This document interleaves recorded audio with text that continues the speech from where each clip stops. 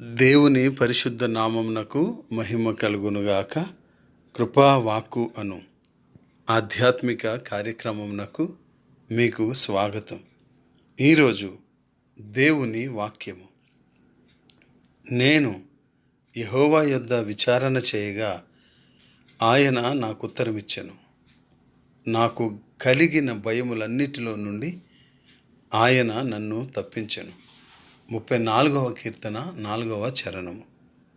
ప్రియులారా, మన హృదయంలోకి భయం మన అనుమతి లేకుండానే చొరబడి మనలో నిస్సహాయతను, నిరాశను నింపుతుంది. మనలోని శాంతిని, ఏకాగ్రతను అది దొంగిలిస్తుంది. మనం దేనిని గురించి భయం కలిగి ఉన్నామో, మన కుటుంబం యొక్క క్షేమం కొరక, లేక మన ప్రియుల యొక్క ఆరోగ్యం గురించా మన భయం, లేక ఉద్యోగం పోగొట్టుకున్న స్థితి, లేక సంబంధం తెగిపోవటం గురించిన ఆందోళన. భయము మన దృష్టిని అంతరంగంలోనికి మళ్లించి నమ్మకముంచుటకు కష్టపడే హృదయాన్ని బయలుపరుస్తుంది.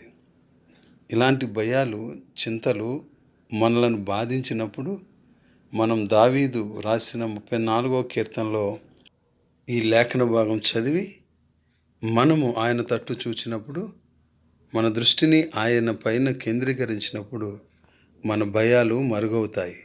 ప్రియులారా, ఆయన మంచితనం పట్ల గల మన భక్తి మన భయాలను సరి అయిన దృక్పథం వైపు మారుస్తుంది.